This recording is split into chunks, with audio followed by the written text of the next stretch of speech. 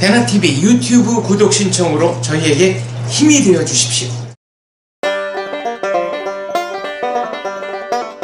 네, 젤라또 오늘은 젊은 보수 우원재 씨와 함께 하겠습니다. 안녕하세요. 안녕하세요. 저희 젤라또에 오시면 꼭 의무적으로 하나 해주셔야 될 게 있습니다. 네. 뭐냐면 젊은이의 함성을 보여주셔야 돼요. 젊은 함성. 준비되셨나요? 예, 지난번 1화 때도 한번 했다고 들었는데 네. 인터뷰보다 이게 더 긴장되네요. 그러면 제가 하나 둘 셋 하면 하시는 걸로. 네. 하나 둘 셋. 악! 2등입니다. 감사합니다. 제가 원재 씨 인터뷰 하기 전에 네이버에 우원재라고 검색을 해봤어요. 네네. 그랬더니 딴지일보라는 그 인터넷 신문이죠, 거기가. 네, 맞습니다. 거기에서 원재 씨를 잘근잘근 씹어놓은 기사가 가장 상위에 노출이 되더라고요. 혹시 보셨나요? 봤습니다. 이제 거기에서 제가 굉장히 인상 깊었던 건 윤서인 만화가님과 동일선상의 원재 씨를 놓고, 윤서인은 여러분들이 잘 아시겠지만 우원재라는 청년은 잘 모르실 것 같아 자유경제원에 출연했던 동영상을 첨부합니다 해서 원재 씨가 토론했던 그 영상을 함께 놨는데, 지금 이 자리를 빌려서 원재 씨에 대한 제대로 된 자기소개를 해주시면 좋을 것 같아요. 자기소개 부탁드리겠습니다. 안녕하세요. 저는 그냥 글을 쓰는 걸 좋아하는, 그래서 업으로 글을 쓰고 뭐 글 외에 다른 것들도 하지만 네, 그러고 있는 그냥 평범한 청년입니다. 네. 글쎄요, 그 프레이밍이라는 게 이제 참 재밌는 게, 네. 저는 제가 스스로를 뭐 극우라고 생각을 하지도 않고 그렇다고 딱히 뭐 보수라고 생각을 하기도 힘들어요. 사실 그냥 주변 사람들 이렇게 말할 뿐이지. 네. 근데 어느 순간부터 그렇게 불리더라고요. 네. 저도 그렇게 알고 있었어요. 네. 그래서 네. 잘은 모르겠지만 저는 네. 그냥 제가 제 나름대로 상식적이라고 생각하는 이야기를 하는 거고, 그리고 그게 뭐 언제든지 틀릴 수도 있는 거죠. 근데 틀리면 고쳐나가면 되는 거고, 그냥 그런 평범한 사람입니다. 그러면 요즘에 그 헬조선이라는 말이 굉장히 유행하고 있고, 또 헬조선이라는 것에 대해서 원재 씨 나름의 생각을 글로 쭉쭉 풀어 써주셨잖아요. 네네. 그게 이제 또 그 좌파 진영에서 비판의 욕을 많이 대상으로, 먹었죠. 예. 왜 욕을 먹고 있다고 생각하시나요? 기본적으로 네. 저는 그 헬조선이라는 게 쉽게 말하면 자조하는 놀이문화라고 생각을 해요. 네. 그 처음에 헬조선의 시초 자체도 사실 인터넷 커뮤니티에서 한국의 어떤 쉽게 말하면 아직 선진화되지 못한 문화라든지 경제 부분을 비꼬면서 시작된 건데, 네. 그런 자조적인 유머 코드를 누군가가 와가지고 이렇게 그만해라, 이건 잘못된 단어다라고 얘기를 하니까 네. 당연히 기분이 나쁘겠죠. 근데 마치 우리끼리 나름대로 이렇게 놀이 문화를 조성을 했는데 누군가가 갑자기 튀어나와서 방해꾼 노릇을 하니까 네. 그게 기분 나쁠 수는 있다고 생각을 해요. 네.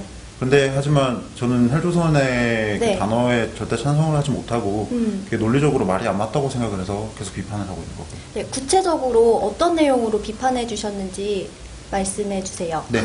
헬조선이라는 게 사실 네. 이제 대한민국이 많이 힘들다는 뜻이잖아요. 근데 네. 그게 처음에는 문화적인 부분을 비판을 하던 용어였는데, 시간이 흐름에 따라서 그게 갑자기 경제적인 얘기가 나오고, 어느 순간 무슨 뭐 계층 이동이 안 돼가지고 그렇다 하면서 뭐 노력충이라는 그 단어와 네. 연관이 되면서 흑수저, 네. 금수저 얘기까지 나오고, 그러면서 헬조선이라는 그 소위 말하는 헬조선론이 네. 커지기 시작을 했는데, 네.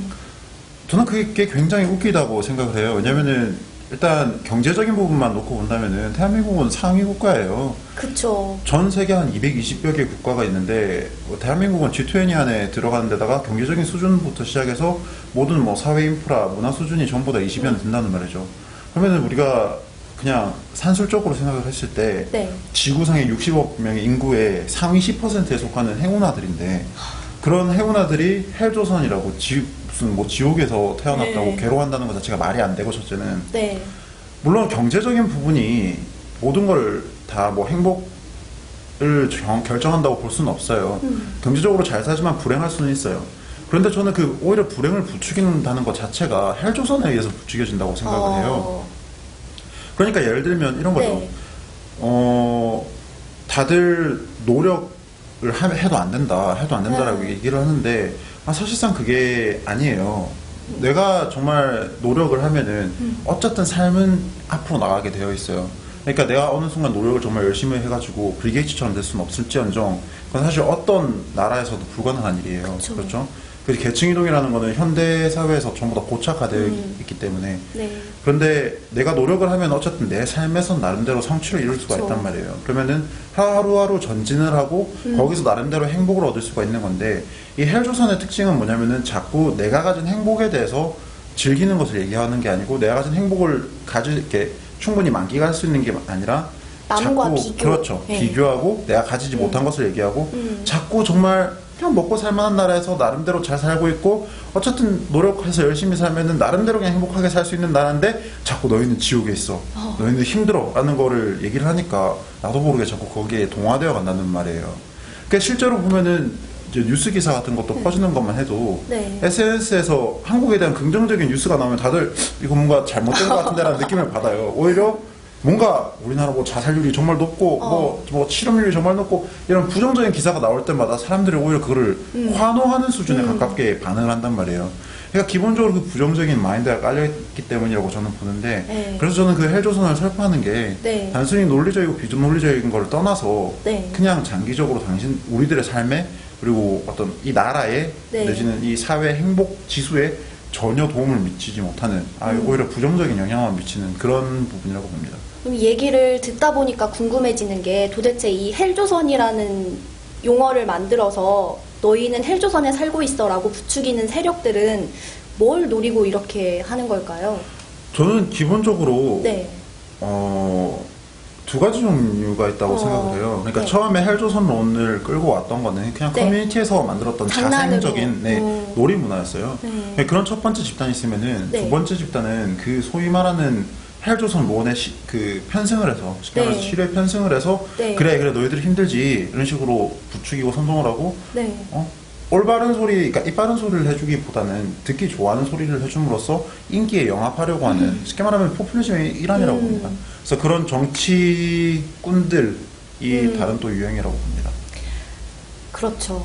그리고 이 헬조선하고 같이 나오는 단어가 흑수저예요. 조금 전에 언급을 해주셨는데 저는 이 흑수저라는 단어가 굉장히 불편한 게 사실 부모님을 욕하는 단어일 수도 있는 거잖아요. 그렇죠. 그 원재 씨는 어떻게 생각하시나요?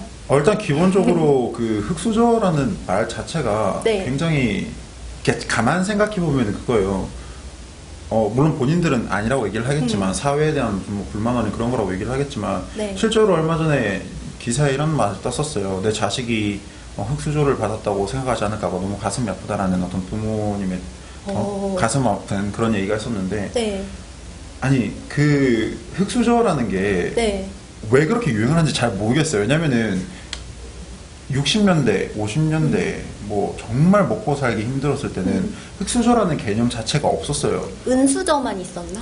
뭐 그때는 다 먹기 살기 힘들었죠. 정말 네. 대한민국 소수 손에 꼽는 그런 장성 무슨 뭐 그런 사람들의 자식을 네. 제외하고는 네. 다들 먹기 살기 힘든 시대였으니까 맞아요. 뭐 흑수저 이런 걸 불평할 겨를도 없는 거예요.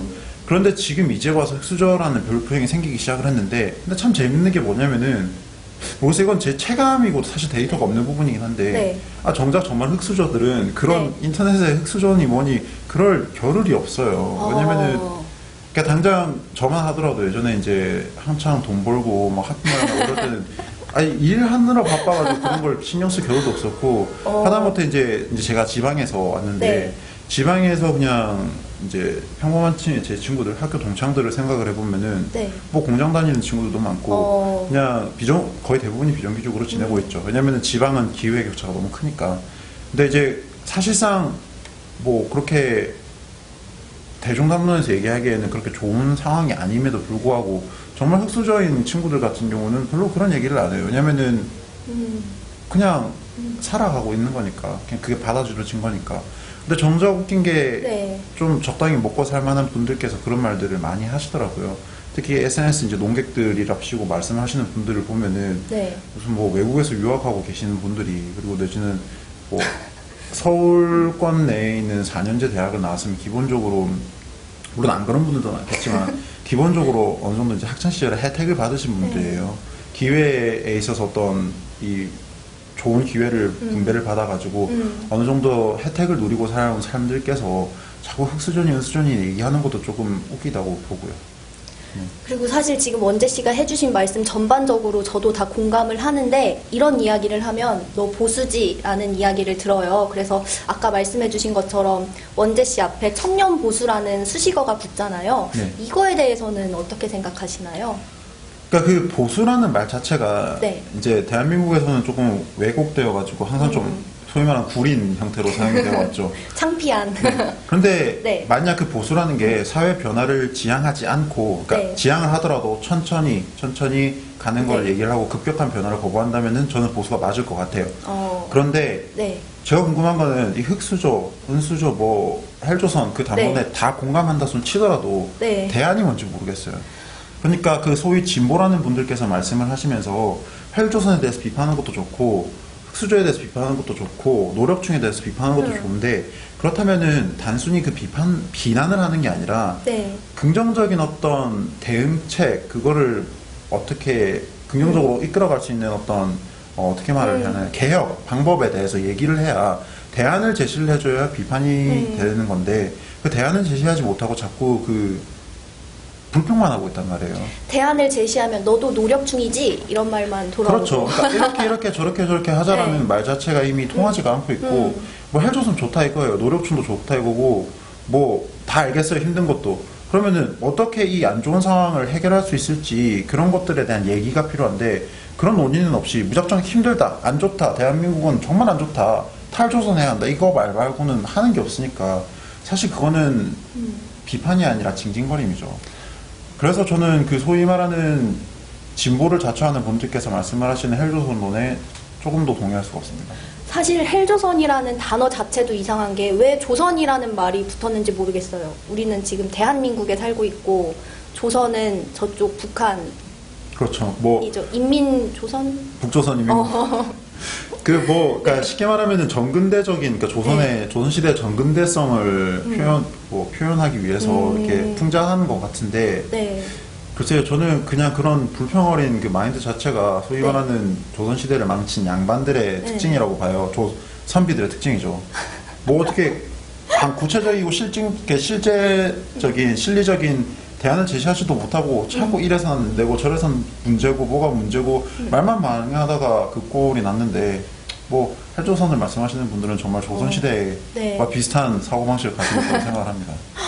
와, 제가 이야기를 듣다 보니까 원재 씨 글과 말이 상당히 일치하는 것 같아요. 그 SNS에서 글 많이 쓰시고 또 SNS 논객으로 또 SNS 미디어, 소셜미디어 전문가로도 많이 알려져 있으시잖아요. 혹시 이 SNS와 이런 정책들 간의 사이 관계에 대해서는 어떻게 생각하시나요? SNS, 그러니까 소셜미디어가 처음에 이 세상에 이제 나왔을 때는 네. 다들 이게 풀뿌리 민주주의의 어떤 동력이 될 거고 굉장히 뭐 긍정적으로 자유민주주의를 설파할 거라 그걸 강화할 거다라는 거를 많이 기대를 했었어요. 왜냐면 소셜미디어라는 것 자체가 옛날에는 정보라는 게 상부 구조에서 하부 구조로 내려왔었어요. 그러니까 미디어라는 뭐 신문 매체라든지 이런 것들이 그 중간을 매개체 역할만 하고 위에서 아래로 내려왔다면은 소셜미디어 같은 경우는 시민들이 자체적으로 형성한 여론을 통해서 상호작용이 가능하다는 거죠. 그래서 이 바텀업이 가능하기 때문에 이게 민주주의를 굉장히 강화할 거라고 희망을 많이 가졌고 그리고 실질적으로 불과 몇 년 전까지만 하더라도 그럴 거라는 희망이 있었어요. 예를 들어 아랍의 봄이라든지 이런 것들이 사실 소셜미디어에서 다 출발한 거예요. 그래서 이제 뭐 카다피 정권이 무너지고 이런 것들도 다 소셜미디어를 통해서 민주화가 일어난 건데 그게 이제 시간이 지나면서 그게 아니라는 사실이 조금씩 나오고 있어요. 그게 무슨 말이냐면은 네. 그 당시 아랍의 봄을 주도했던 고님이라는 사람이 있어요. 그 사람이 나와서 얘기를 하는데 네. 처음에는 소셜미디어로 사람들은 이걸 끈 게 좋았는데 네. 이 가면 갈수록 선동의 도구로 전락해버리더라. 그러니까 자기들은 자기가 믿기로는 대중들이 모두 지성적일 것 같고 소셜미디어를 통해 정보를 공유하면은 이 세상을 바꿀 거라고 생각을 했는데 그게 아니더라. 시간이 지나니까 필요한 정보만 취사 선택을 하고 잘못된 정보가 너무 많이 퍼져나가고 거짓의 바탕을 둔 어떤 선동 사례가 퍼져나오고 이런 거죠. 참 재밌는 게 전 그걸 읽으면서 네. 광우병 때 생각이 나더라고요. 네. 그러니까 이미 한국은 인터넷 강국이다 보니까 그걸 좀 더 빨리 경험을 했다고 생각을 해요.